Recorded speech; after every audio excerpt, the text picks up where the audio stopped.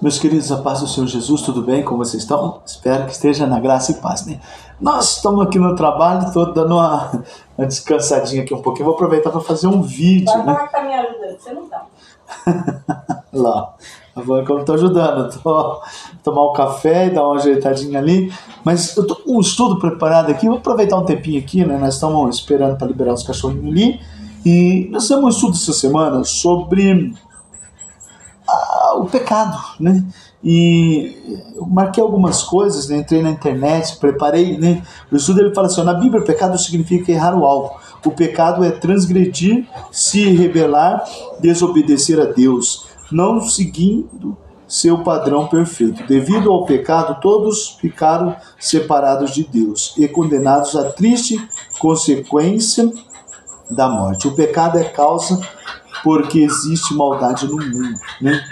Aí eu fui olhar alguns versículos, né? Ele fala assim, ó, no Novo Testamento, Paulo relaciona 17 pecados mortais: adultério, prostituição, impureza, lascívia, idolatria, feitiçaria, inimizade, porfias, emulações, iras, peleja, disserções, heresias, invejas, homicídios, bebedice, glutonaria, os pecados contra a fé, a incredibilidade de Deus e heresia, né?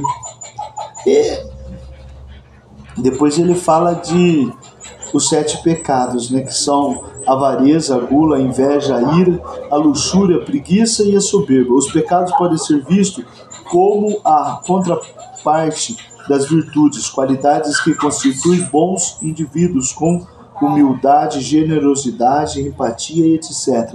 O surgimento e propagação aconteceram através da Igreja Católica durante a Idade Média no século VI.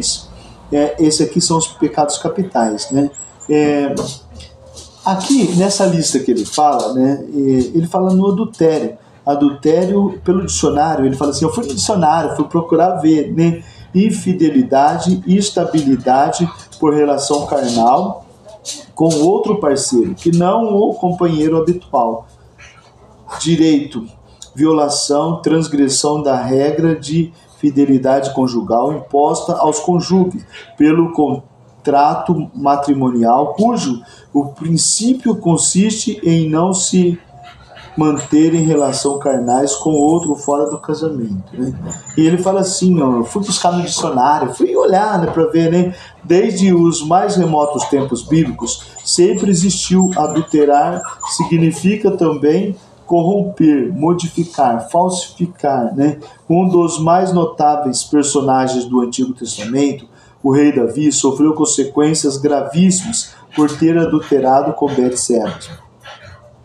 Aí ele fala a impureza, né? Impureza na Bíblia é tudo o que contamina a pessoa. Impureza é sujeira espiritual. Cada pessoa precisa ser limpada da limpeza, da impureza. Impureza na Bíblia é tudo o que contamina a pessoa. Impureza é sujeira espiritual. Cada pessoa precisa ser limpada da impureza, porque ela causa grandes problemas na vida espiritual. A impureza na Bíblia inclui imoralidade sexual, mas não só. Ele fala da prostituição. Assim como em Gênesis e em Ezequiel 16, 32 ao 34, a prostituição aparece como sinônimo de promiscuidade feminina. Ainda fala de prostituição. A prostituição é uma atividade que envolve o comércio sexual e é o exercício de várias dimensões da sexualidade humana. Os primeiros relatos sobre a atividade ocorreram na Grécia e Roma antiga, e a relação da sociedade e do Estado com a prostituição variou nos diferentes momentos históricos, né? Depois ele fala sobre a impureza. Impureza na Bíblia é tudo que contamina a pessoa, né? Impureza é sujeira espiritual. Cada pessoa precisa ser limpada da impureza, porque ela causa grandes problemas na vida espiritual. A impureza na Bíblia inclui a imoralidade sexual, mas não só, né? Aí ele fala sobre lascívia, né? A lascívia, a palavra se refere à qualidade de lascivo, com caráter lascivo, ou seja, que é sensual, libidinoso, desregrado, brincalhão, travesso. Frequentemente a palavra lascívia é relacionada à volúpia, que significa o grande prazer dos sentimentos, o prazer sexual ou o prazer em geral. Aí ele fala assim, ó, sobre a lascívia. Lascívia, exemplo, né? A lascívia implica a impossibilidade de controlar a libido, podendo tornar-se numa obsessão. Uma pessoa com lascívia olha para o outro de forma mordosa ou com intenção sexual. Por exemplo, ambos passaram horas a olhar-se com lascívia, até trocarem um beijo apaixonado para se perderem durante a noite. Aí ele fala sobre a idolatria, né? Idolatria. Na Bíblia, a palavra idolatria diz respeito à adoração de ídolos, numa prática que se opõe à adoração de um Deus monoteísta, e ainda à prática da adoração a outros deuses, que não o Senhor. Aí ele fala assim, ó, a bruxaria, né? O uso de feitiços e adivinhação, ou falar com o espírito, é claramente condenado na Bíblia. A palavra feitiçaria nas Escrituras é sempre usada em referência a uma prática maligna ou enganosa. Por exemplo, em 2 Crônicas 33:6, o rei Manassés é condenado por suas muitas práticas malignas, incluindo a feitiçaria. Ele queimou seus filhos em sacrifício no vale de Ben-Hinom, adivinhava pelas nuvens, era agoureiro, praticava feitiçarias e tratava com médios e feiticeiros. Fazia continuamente o que era mal aos olhos do Senhor, para o provocar a ira, né? O apóstolo Paulo lista a feitiçaria como uma das muitas práticas pecaminosas que marcam a vida dos incrédulos, né? Ora, as obras da carne são conhecidas e são imoralidade sexual, impureza, libertinagem, idolatria, feitiçaria, inimizade, rixas e coisas semelhantes a essa. Declaro a vocês, como antes já o preveni, que o que praticam tais coisas não herdarão o reino de Deus. Né? Gálatas 5, 19 e 21. Aqui é diferente da nossa outra tradução, né? A palavra grega no Novo Testamento, traduzido como feitiçaria, é parmakeia. Nos dias de Paulo, a palavra significava principalmente lidar com veneno ou uso de drogas, e era aplicado a adivinhações e lançamento de feitiço, porque os feiticeiros costumavam usar drogas junto com seus encantamentos e amuletos para ocultar o poder oculto, para buscar o poder oculto, né? Os feiticeiros eram comuns na cultura do Antigo Egito. Êxodo 7:11, Isaías 19:3, né? Ele fala, também vemos a feitiçaria no reino da Babilônia, especialmente em associação com o rei Nabucodonosor. Jeremias 27:9, Daniel 2:2. A feitiçaria é uma tentativa de contornar a sabedoria e o poder de Deus, e em vez disso dar glória a Satanás. Deus não tolera a feitiçaria. Em Deuteronômio 18, 10, 12, a feitiçaria está listada entre as práticas pecaminosas das nações ao redor de Israel. Deus chama isso de abominação. Que não exista entre vocês ninguém que seja adivinho, prognosticador, agoureiro, feiticeiro, encantador, necromante, praticante de magia ou alguém que consulte os mortos. Aí ele fala sobre a inimizade, né? A inimizade na Bíblia é estar em conflito ou em oposição contra outra pessoa, desejando o seu mal. E inimigos lutam um contra o outro. A Bíblia diz que devemos ser inimigos do mal, mas amar os nossos inimigos humanos.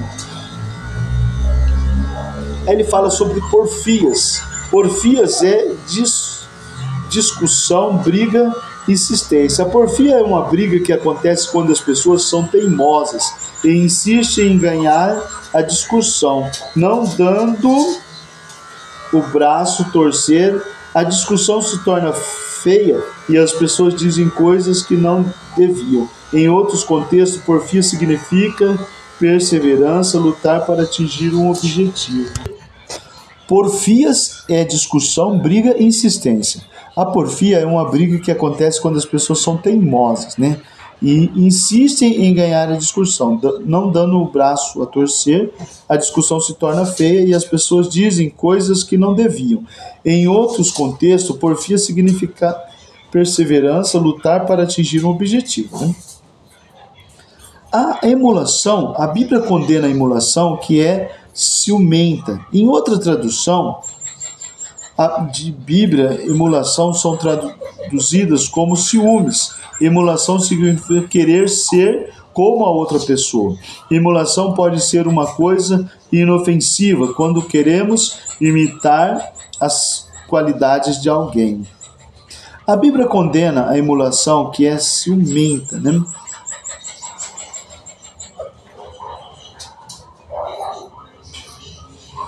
Significado de ira na Bíblia, né? Ira, ela representa a indignação e a raiva de Deus diante da injustiça e da desobediência humana. No entanto, também é importante ressaltar que a ira de Deus é equilibrada com sua misericórdia e amor. Pelejas. De acordo com a Bíblia, peleja pode representar a luta contra o pecado, a resistência às tentações e a busca pela justiça. É um chamado para permanecer firme na fé e enfrentar os desafios da vida com coragem e determinação. Aí ele fala sobre disserções. Disserções na Bíblia são mencionadas em diversos trechos, principalmente no Novo Testamento. A palavra disserções refere-se a conflitos, divergência e desentendimento entre pessoas ou grupo. Heresias. Heresia, do latim aeresis, por sua vez, do grego desculpa a minha tradução aqui, tá? Escolha ou opção. É uma doutrina ou linha de pensamento contrário ou diferente de um credo ou sistema de um ou mais credos religiosos que pressupõem um sistema doutrinário organizado ou ortodoxo. Aqui ele dá um exemplo de heresias, né? Crenças de que o corpo físico de Jesus foi uma ilusão, como foi a sua crucificação. Ou seja, Jesus apenas parecia ter um corpo físico e morreu fisicamente, mas na realidade ele era imaterial, um espírito puro e, portanto, não poderia morrer fisicamente, né? Aí depois ele fala assim, ó, a inveja, né? Invejas, né? A inveja vem de longo. A Bíblia trata do assunto em várias passagens. Em Provérbio 14:30, por exemplo, diz que a inveja é a podridão dos nossos ossos. Salomão está querendo dizer que a pessoa invejosa está doente, física, emocional e espiritualmente. O homicídio é assim significado como um atentado contra a vida, que esta é sagrada, porque tem em sua origem a criação de Deus.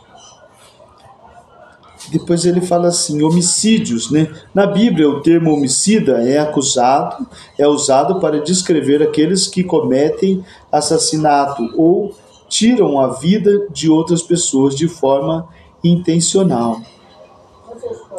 Bebedice. O significado de bebedices, significado bíblico, refere-se às práticas de consumo excessivo de bebidas alcoólicas mencionadas na Bíblia. Essas práticas são condenadas em algumas passagens bíblicas, pois podem levar a embriaguez e a comportamentos pecaminosos. Glutonaria é a qualidade de glutão, alguém que tem gula e é o indivíduo que com voracidade e avidez. Gulas normalmente é um excesso, seja de comida ou bebida, um apego excessivo a determinadas iguarias, né? Aí ele fala sobre a alvareza. Uma pessoa alvarenta acha que tudo e todos querem seus valores materiais ou financeiros. Nada é verdadeiro, tudo é interesse em suas posses. No cristianismo, a palavra avarento significa ganância, sendo ganância um dos 7 pecados capitais. A sovinice pode ser incluída como parte desse pecado. Aí ele fala sobre gula, né? Gula. A gula é o pecado associado ao desejo de comer e beber de maneira exagerada. Aqui eu estou vendo uma outra tradução, né? Enciclopédia Significados, né? Para além das necessidades, esse pecado tem a ver com a perda de controle em relação ao próprio corpo. O oposto da gula é a moderação. Na verdade, quase todos os pecados estão relacionados à falta de moderação. No caso da gula, trata-se do consumo em excesso de comida e bebida, o qual se atribui males físicos e espirituais, já que podem levar a outros pecados, como a preguiça. A gula é manifestação da busca da felicidade em coisas materiais. Ele fala sobre a soberba, né? Os 7 pecados, né, são a soberba, a alvareza, a inveja, a ira, a luxúria, a gula e a preguiça. A soberba pode ser definida como orgulho excessivo e é tendência de se considerar melhor do que as outras pessoas. A soberba é o pecado da pessoa extremamente vaidosa, que pensa que age como se estivesse acima de tudo e de todos. O oposto da soberba é a humildade. Alvareza, também chamado de ganância, é o apego excessivo aos bens materiais e ao dinheiro. Pessoa alvarenta é mesquinha, isto é, não gosta de compartilhar o que tem e faz de tudo para ter sempre mais. A alvareza é o oposto de generosidade. Há muitas passagens na Bíblia que fazem alusão à avareza. Uma delas está na primeira epístola a Timóteo, redigida pelo apóstolo Paulo. Os que querem ficar ricos caem em tentação, em armadilhas e em muitos desejos descontrolados e nocivos que levam os homens a mergulharem na ruína e na destruição, pois o amor ao dinheiro é a raiz de todos os males. A inveja, né? A inveja é a tristeza pelo bem do outra pessoa. O invejoso é aquele que se sente mal pelas conquistas alheias e é incapaz de ficar feliz pelos outros, como se a vitória de outra pessoa representasse uma perca pessoal. O oposto da inveja é a caridade e o despego ao altruísmo. Há muitas passagens bíblicas sobre a inveja. Uma das mais importantes é aquela que narra o primeiro homicídio, Gênesis 4. No Antigo Testamento, lemos que Caim matou o próprio irmão, porque Deus havia apreciado mais os sacrifícios feitos por Abel. Portanto, de acordo com a Bíblia, o vício por trás do primeiro homicídio é a inveja. 1 Pedro 2,1 há uma advertência sobre a inveja. Livrem-se, pois, de toda maldade e de todo engano, hipocrisia e inveja, toda espécie de maledicência. 1 Pedro 2,1. Outra menção a esse pecado pode ser encontrada em Gálatas 5,26.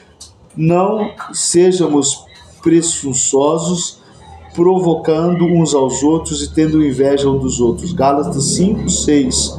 Aí ele fala sobre a ira, né? A ira, raiva ou fúria é uma manifestação intensa de indignação que pode levar a agressão verbais ou física. O oposto da ira é a paciência. Há muitas passagens bíblicas que abordam o vício da pessoa irritadiça, furiosa ou violenta. É o que se vê, por exemplo, nesses versículos do livro de Provérbios. O homem irritável provoca disserção, mas quem é paciente acalma a discussão. Provérbios 15:18. Em Salmo 37:8, há conselhos importantes para as pessoas raivosas. Evite a ira e rejeite a fúria. Não se irrite, isso só leva ao mal. Salmo 37:8. Luxúria, lascívia ou libertinagem é o pecado associado aos desejos sexuais. Para os católicos, esse pecado tem a ver com abuso de sexo ou busca excessiva de prazer sexual. O oposto da luxúria é a impureza. Uma referência, ele diz assim: ora, as obras da carne são manifestas: imoralidade sexual, impureza e libertinagem. Gálatas 5:19. Em Colossenses 3, do 5 ao 6, há outra referência: assim façam morrer todos os que pertencem à natureza terrena de vocês: imoralidade sexual, impureza, paixão, desejos maus e a ganância, que é a idolatria. E por causa dessas coisas que vem a ira de Deus sobre os que vivem na desobediência. Colossenses 3, 5 ou 6. Aí ele fala sobre a gula, né? A gula é o pecado associado ao desejo de comer e beber de maneira exagerada, né? A preguiça é a falta de vontade ou interesse em atividades que exijam algum esforço, sejam físicos ou intelectuais. Ela pode ser definida como a falta de ação, a ausência de ânimo para o trabalho e em outras tarefas do dia a dia. O oposto da preguiça é o esforço, a força de vontade e ação, né?